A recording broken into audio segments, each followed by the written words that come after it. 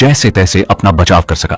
शिया वानरों की लंबी तलवार झाओ हू के सख्त हाथों पर लगी। इस बार का हमला बेहद सटीक और तेज था और इसमें बिजली भी शामिल थी, जिसने सीधे झाओ हू के दोनों हाथों को जलाकर लाल कर दिया। झाओ हू के गुर्गे बीच बचाव करने के लिए आगे बढ़े, लेकिन शिया वानरों ने उन्हें सिर्फ एक तिरछी नजर से देखा और वे गुर्गे डरकर झाओ हू के पीछे छिप गए। मैं शिया वानरों के आगे आकर खड़ा हो गया। मैं वास्तव में अपनी प्रतिभा का परीक्षण करना चाहता था कि दूसरी श्रेणी के शिखर पर अपग्रेड होने के बाद इसकी मार्क क्षमता कितनी बढ़ गई है। शिया वानरों ने चिंता से आवाज दी। जब उसने मुझे इतनी दृढ़ता से आगे खड़े देखा तो उसने और कुछ नहीं कहा। वह मेरी रक्षा करने के लिए तैयार थी, लेकिन मैं जो कुछ भी करना चाहता था वह निश्चित रूप से उसमें दखल नहीं देती। चूंकि मैं अकेले सामना करना चाहता था, इसीलिए वह पीछे खड़ी होकर ध्यान से देखने लगी। 2 बार पीछे धकेले जाने के बाद भी झाओ हू का आत्मविश्वास कम नहीं हुआ था। उसकी पीठ के नरम पंख तेजी से फड़फड़ाए। झाओ हू ने अपनी गति को चरम सीमा तक बढ़ा दिया और एक धमाके के साथ मेरी तरफ बढ़ा। लेडी बग की प्रतिभा के सहारे उसका शरीर हीरे की तरह सख्त हो चुका था। झाओ हू को विश्वास नहीं था कि मेरी एक टूटी फूटी कुल्हाड़ी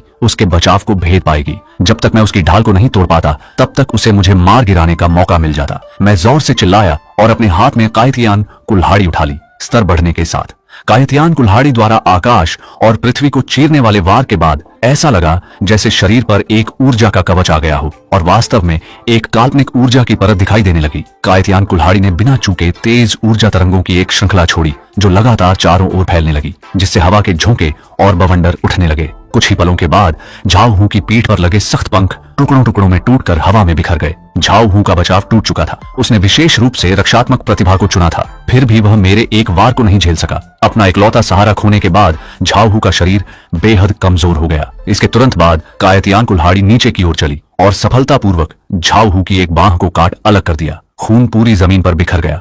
झाओ हू के गुर्गे उसके पीछे थे, कुछ उसका समर्थन कर रहे थे तो कुछ मेरे सामने घुटने टेकने के लिए तैयार थे। झाओ हू दर्द से अपने जख्म को दबाए हुए मुझसे भीख मांग रहा था। जीवित रहने के लिए वह अपना सारा सम्मान छोड़ने को तैयार था। मैं कायतियान कुल्हाड़ी लेकर कदम दर कदम झाओ हू की ओर बढ़ने लगा। झाओ हू को छोड़ना असंभव था। प्रलय के समय अपने लिए दुश्मन छोड़ना कोई अच्छी आदत नहीं है। जैसे जैसे मैं करीब आ रहा था, झाओ हू के चेहरे पर खौफ अपनी चरम सीमा पर पहुंच गया। झाओ हू जीवन और मृत्यु के फेर में था। मेरी कायतियान कुल्हाड़ी के कान नहीं थे जो उसकी सुनते। फिर एक हल्के से झटके के साथ झाओ हू का सिर धड़ से अलग कर दिया। झाओ हू के साथ आए वे गुर्गे हक्के बक्के रह गए और अविश्वास के साथ अपनी आंखों के सामने इस दृश्य को देखने लगे। जिस बॉस के भरोसे वे थे, उसे एक ही वार में मार दिया गया था। हालांकि वे केवल छात्र थे और झाओ हू के प्रति उनकी वफादारी वैसी नहीं थी जैसी सोची गई थी। इस इंसानों को खाने वाले प्रलय में किसके साथ रहना है, इससे क्या फर्क पड़ता है। इसीलिए कुल 5-6 लोगों की टीम ने तुरंत मेरे सामने घुटने टेक दिए। इन छात्रों ने अपनी जान बचाने के लिए वह सारी चतुराई लगा दी जो वे आमतौर पर सीखते थे।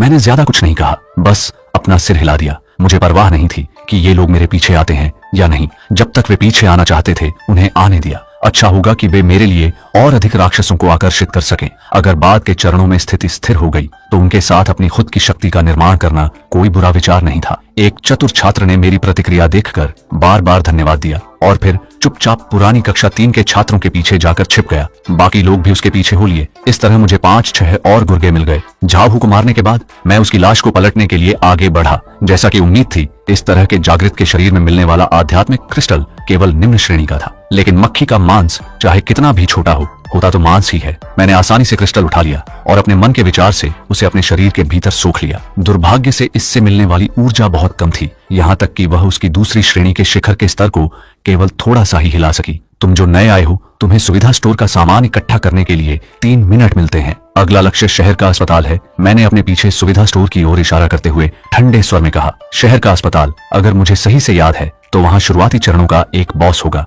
अपनी ताकत को तेजी से बढ़ाने के लिए अभी भी लगातार मजबूत राक्षसों को चुनौती देनी होगी। जहां तक इस समूह की बात है, उन्हें साथ रखने से रास्ते में राक्षसों को आकर्षित करने में आसानी होगी। शुरुआती बॉस से निपटने के लिए चाहे जागृत प्रतिभा कितनी भी उच्च क्यों ना हो, कम से कम तीसरी श्रेणी के आसपास की ताकत की आवश्यकता होती है। नए आए कुछ छात्रों ने माफी मांगी और तेजी से सुविधा स्टोर के अंदर दौड़ पड़े। भूखे भेड़ियों की तरह उन्होंने लूटपाट शुरू कर दी। 3 मिनट बाद मैं इस छोटे से समूह को लेकर शहर के अस्पताल की ओर चल पड़ा। इस समय आसमान में केवल एक लाल रंग का खूनी चांद लटका हुआ था, लेकिन रोशनी इतनी पर्याप्त थी कि इंसान बाहर का नजारा देख सके। राजमार्ग पहले से ही अस्त व्यस्त था। हर तरह की टूटी फूटी गाड़ियां रास्ते में फंसी हुई थीं। कभी कभार कुछ राक्षसों को इंसानों के पीछे भागते हुए देखा जा सकता था, लेकिन देखने पर वे सभी सामान्य राक्षस थे। मैंने कोई कदम नहीं उठाया, प्रलय में दूसरों के फटे में टांग अड़ाना कभी भी एक अच्छी आदत नहीं रही है। सड़क के किनारे गगनचुंबी इमारतों पर लगी स्क्रीनें चमक रही थीं और विकृत राक्षसों के आने की खबरें प्रसारित कर रही थीं। बहुत समय नहीं हुआ था जब इसने लॉन्ग गुओ के उच्च अधिकारियों को चौंका दिया था। उन्होंने तुरंत प्रतिक्रिया देते हुए राक्षसों पर शोध शुरू कर दिया और जनता को सतर्क रहने की चेतावनी दी। लेकिन दुर्भाग्य से मैं जानता था कि जब तक विकृत राक्षसों को रोकने का तरीका खोजा जाएगा तब तक अधिकांश मानव जाति पहले ही मर चुकी होगी। लेकिन यह सब मेरी चिंता का विषय नहीं था। प्रलय के बाद के चरणों में जीवित रहना और अधिक कठिन होता जाएगा। केवल वही इंसान जीवित रहने के पात्र होंगे जो खुद को लगातार चरम सीमा तक ले जाएंगे, यहाँ तक कि वे इस विकृत उत्परिवर्तन का उपयोग करके पौराणिक अमरता भी प्राप्त कर सकते हैं। मैं अपनी टीम को लेकर सड़कों पर शहर के अस्पताल की ओर बढ़ रहा था। थोड़ी दूर चलने के बाद मुझे चीखने चिल्लाने की आवाज सुनाई दी। मुड़कर देखा तो एक धुएं से भरी छोटी कार के नीचे एक चश्मा पहने हुए युवा दबा हुआ था। इस व्यक्ति का चेहरा दर्द से विकृत और बेहद डरावना था। सभी को देखकर उसने पूरी ताकत से मदद के लिए गुहार लगाई। हमारी टीम के लोग एक दूसरे का मुंह ताकने लगे। किसी की हिलने की हिम्मत नहीं हुई। अगर पुराना समय होता तो उनमें से कोई दयालु व्यक्ति मदद के लिए हाथ बढ़ा देता, लेकिन अब प्रलय का समय है। दयालुता उन्हें नहीं बचा सकती। मेरी बात मानने में ही जीवन की एकमात्र उम्मीद थी। हालांकि मैं केवल उदासीनता से उस व्यक्ति का नाटक देख रहा था। अचानक उस दर्द से तड़पते हुए व्यक्ति का चेहरा पूरी तरह बदल गया। वह हम सब पर दहाड़ने लगा और तुरंत ही उसका शरीर बदलने लगा। उसने देखा कि उसकी सामान्य आंखें तीखी होने लगीं और पूरी तरह लाल हो गईं। उसके सामान्य हाथों पर भी डरावने नीले हरे रंग के शल्क उगने लगे। उंगलियों से धीरे धीरे नुकीले पंजे बाहर आ गए और उसका सिर अंततः एक भयानक छिपकली के सिर में बदल गया। यह छिपकली की दिशा में बदला हुआ एक छिपकली राक्षस था। केवल उसकी आभा से अंदाजा लगाकर मुझे लगा कि यह पिछले झाऊ श्यालू से कहीं अधिक मजबूत था। छिपकली राक्षस ने लालच से सभी को देखा और एक डरावनी हंसी हंसी, जैसे कि अगले ही पल वह वहां मौजूद सभी लोगों को एक एक करके निगल जाएगा। सामान पीठ पर लादे हुए लिन शियू ने उत्सुकता से सवाल किया। मेरे साथ रहने के कारण वह इस तरह के दृश्यों को देखकर दूसरों की तुलना में कहीं अधिक शांत था। मेरा अनुमान था कि यह छिपकली राक्षस इंसानों की नकल करने में सक्षम होना चाहिए और उस रूप में बदल सकता है जिसमें वह बदलना चाहता है। यह प्रतिभा अगर घात लगाकर हमला करने में इस्तेमाल की जाए तो ठीक है, लेकिन आमने सामने की लड़ाई में उसे कोई फायदा नहीं मिलेगा। यह देखकर कि हम लोग अभी भी बिना किसी घबराहट के उसकी प्रतिभा के बारे में चर्चा कर रहे हैं, छिपकली राक्षस को लगा जैसे उसे उकसाया गया हो। ये लोग उससे बिल्कुल नहीं डर रहे थे। उसे लगा कि उसकी दूसरी श्रेणी के शिखर के राक्षस होने की स्थिति का अपमान हुआ है। छिपकली राक्षस का चेहरा हिंसक हो गया। उसने अपने दाहिने हाथ के एक झटके से पास की गाड़ी को उड़ा दिया और फिर अपने नुकीले पंजों से जमीन को पकड़ते हुए बेहद तेज गति से हमारी ओर बढ़ा। उसने सबसे पहले कोमल त्वचा वाली शिया वानरू को चुना। ऐसी खूबसूरत महिला का स्वाद सबसे अच्छा होता। शिया वानरू ने महसूस किया कि छिपकली राक्षस उसकी तरफ आ रहा है। वह जोर से चिल्लाई। शिया वानरू ने अपने मिमिक कॉम्बैट स्पिरिट को बुलाया। कहते ही उसकी गहरे हरे रंग की पूंछ शिया वानरू की दिशा में तेजी से घूमी। इससे पहले कि छिपकली राक्षस का हमला शिया वानरू को छू पाता, बिजली चमकी और शिया वानरू अपनी जगह से गायब हो गई। छिपकली की विशाल पूंछ पास की एक जीप कार से टकराई और कार के तुरंत पर खच्चे उड़ गए। भले ही शिया वानरू ने अभी अभी अपनी अलौकिक शक्ति को जागृत किया था, लेकिन स्कूल में हुई मारकाट से गुजरने के बाद अब उसकी प्रतिक्रिया बहुत तेज हो चुकी थी। शिया वानरू ने अपनी लंबी तलवार आसमान की तरफ उठाई।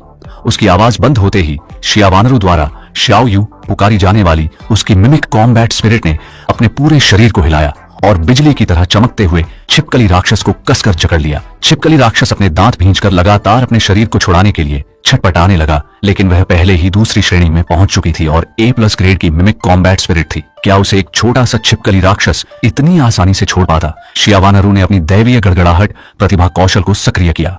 आसमान से घने वज्रपात नीचे गिरने लगे और मूल्यवान तलवार की धार से जुड़ गए। इसके बाद शिया वानरू ने अपनी कलाई घुमाई और लंबी तलवार भयानक आकाशीय बिजली को समेटे हुए छिपकली राक्षस को मारने के लिए आगे बढ़ी। छिपकली राक्षस ने डर के मारे आंखें फाड़कर देखा कि उसके सामने बिजली आने वाली है। उसने इस जगह पर छिपकर रहने के दौरान कई जागृत लोगों का सामना किया था, लेकिन उन सभी को उसने आसानी से संभाल लिया और निगल गया था। पर वह कभी शिया वानरू जैसी विकृत लड़की से नहीं मिला था जो आकाशीय बिजली को बुला सके। शिया वानरू ने आसमान से छिपकली राक्षस के डरे हुए चेहरे को देखा और उसके होठों पर एक मुस्कान तैर गई। यह सब चेंजी भाई की बदौलत था, जिन्होंने प्रलय आने से पहले उसे झू ये किंग खिलाया था। इसके तुरंत बाद लंबी तलवार छिपकली राक्षस के शरीर पर भारी दबाव के साथ लगी। लंबी तलवार और छिपकली राक्षस के बीच से एक तीव्र सफेद रोशनी निकली। कुछ पलों के बाद सफेद रोशनी गायब हो गई। शिया वानरू ने तलवार को मजबूती से थामे रखा और सीधे आगे देखती रही।